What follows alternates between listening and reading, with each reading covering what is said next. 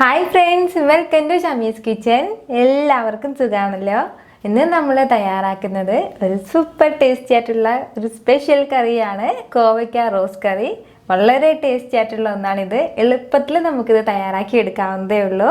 പിന്നെ ഒരു കാര്യം കൂടി, ഇതുവരെ നമ്മുടെ ഷമീസ് കിച്ചൻ ചാനൽ സബ്സ്ക്രൈബ് ചെയ്യാത്തവരുണ്ടെങ്കിൽ ഒന്ന് സബ്സ്ക്രൈബ് ചെയ്തേക്കണേ. എന്നാൽ ശരി, ഇതെങ്ങനെയാണ് തയ്യാറാക്കുന്നത് നോക്കാം. നമ്മുടെ ഈ കോവയ്ക്ക റോസ്റ്റ് തയ്യാറാക്കി എടുക്കാൻ വേണ്ടിയിട്ട് ഞാനിപ്പോൾ ഒരു 300 ഗ്രാം കോവയ്ക്ക എടുത്തിട്ടുണ്ട്. നല്ല പച്ച കോവയ്ക്ക നോക്കിയിട്ട് വേണം വാങ്ങാനായിട്ട്.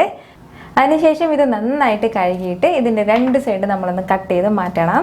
പിന്നീട് നമ്മൾ 4ആയിട്ടൊന്ന് സ്പ്ലിറ്റ് ചെയ്ത് കൂടി കട്ട് ചെയ്യണം. അപ്പോൾ ഇങ്ങനെ നമ്മൾ കട്ട് ചെയ്തെടുക്കുന്നതെന്ന് വെച്ചാൽ ഇതിനുള്ളിൽ ഫുള്ളും മസാലയും ഉപ്പൊക്കെ പിടിച്ചിട്ട് വരാൻ വേണ്ടിയിട്ടാണ് നമ്മളിങ്ങനെ 4ആയിട്ട് സ്പ്ലിറ്റ് ചെയ്ത് കട്ട് ചെയ്തെടുക്കുന്നത്. നമ്മൾ കാണുമ്പോൾ ഒരു കോവയ്ക്കയും ഫുള്ളായിട്ട് ഇരിക്കുമ്പോൾ തന്നെ തോന്നണം. അപ്പോൾ അതിൻ്റെ എൻഡിൽ നമ്മൾ കട്ട് ചെയ്ത് മാറ്റരുത്. ഈ ഒരു രീതിയിൽ തന്നെ നമുക്ക് ബാക്കിയുള്ളതെല്ലാം കട്ട് ചെയ്തെടുക്കാം. ഞാനിതിപ്പോൾ എല്ലാം 4ആയിട്ട് കട്ട് ചെയ്ത് മാറ്റി വെച്ചിട്ടുണ്ട്. ഇനി നമുക്ക് കറി തയ്യാറാക്കി തുടങ്ങാം. ഫസ്റ്റ് നമുക്ക് ഒരു പാനിലേക്ക് 1 ടേബിൾ സ്പൂൺ അളവിൽ മുഴുവൻ മല്ലി ചേർത്ത് കൊടുക്കാം. അതിൻ്റെ കൂടെ തന്നെ ഒരു 2 ടേബിൾ സ്പൂൺ അളവിൽ നിലക്കടല കൂടി ചേർക്കുകയാണ്. പിന്നെ വേണ്ടത് ഒരു 2 വറ്റൽമുളകാണ്. അപ്പോൾ ഇത് ഇത്രയും ചേർത്തിട്ട് നമുക്ക് നല്ലതുപോലെ ഒന്ന് റോസ്റ്റ് ചെയ്ത് കൊടുക്കാം.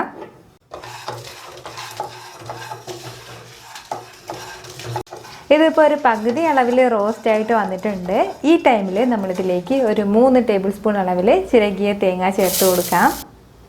ഇനി ഈ തേങ്ങയുടെ കളറ് ലൈറ്റായിട്ടൊന്ന് ചേഞ്ച് ആവുന്നത് വരെ ഒന്ന് റോസ്റ്റ് ചെയ്ത് കൊടുക്കണം.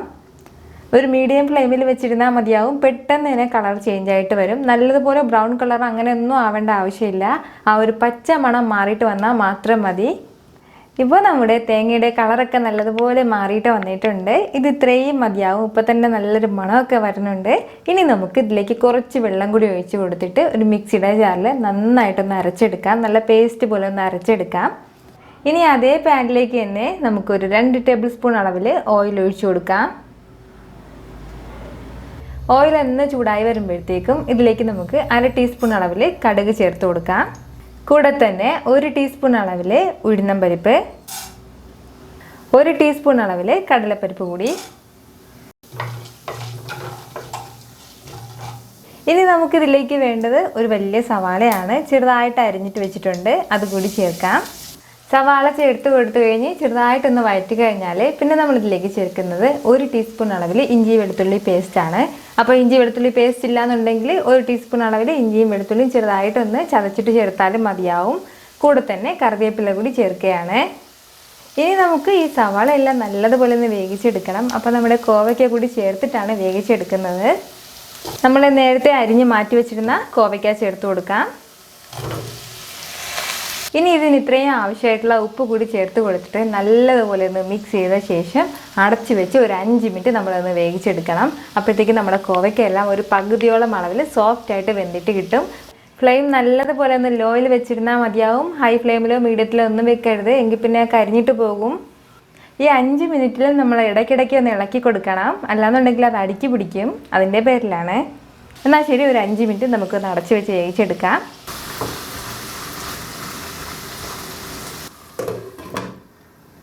ഇതിപ്പോൾ ഏകദേശം ഒരു 5 മിനിറ്റ് ആയിട്ടുണ്ട്. ഇനി നമുക്കിത് തുറന്ന് നോക്കാം.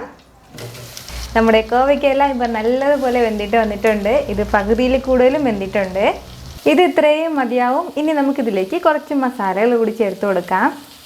1 ടേബിൾ സ്പൂൺ അളവിൽ മുളക് പൊടി ചേർത്ത് കൊടുക്കാം. അപ്പോൾ നമ്മുടെ ഈ കോവയ്ക്ക റോസ്റ്റ് വന്നിട്ട് കുറച്ച് സ്പൈസി ആയിട്ടാണുള്ളത്. പിന്നെ വേണ്ടത് ഒരു 1/4 ടീസ്പൂൺ അളവിൽ മഞ്ഞൾപ്പൊടിയാണ്.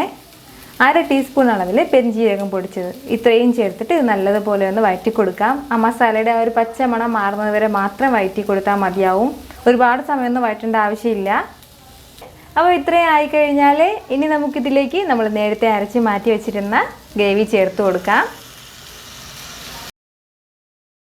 കൂടെ തന്നെ നമ്മുടെ കോവയ്ക്ക് ഇത്രയും ആവശ്യമായിട്ടുള്ള വെള്ളം കൂടി ചേർക്കാം. ഇനി നമ്മൾ ഇത് നല്ലതുപോലെ ഒന്ന് മിക്സ് ചെയ്ത് കൊടുക്കാം.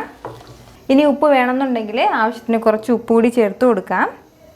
ഇനി നമ്മൾ ഒരു 5 മിനിറ്റ് മീഡിയം ഫ്ലെയിമിൽ വെച്ചിട്ട് ഇത് അടച്ച് വെച്ചൊന്ന് വേവിച്ചെടുക്കണം. അത്രയും സമയം കൊണ്ട് നമ്മുടെ ഈ ഗ്രേവി എല്ലാം ഒന്ന് വറ്റിയിട്ട് ഈ മുളക് പൊടിയും മസാല എല്ലാം ഒന്ന് തെളിഞ്ഞിട്ട് വരും. അപ്പോൾ ഒരു 5 മിനിറ്റ് വരെ ഇതിങ്ങനെ ഇരിക്കട്ടെ. ഇതിപ്പോൾ ഒരു 5 മിനിറ്റ് ആയിട്ടുണ്ട്. ഇനി നമുക്കിത് തുറന്ന് നോക്കാം.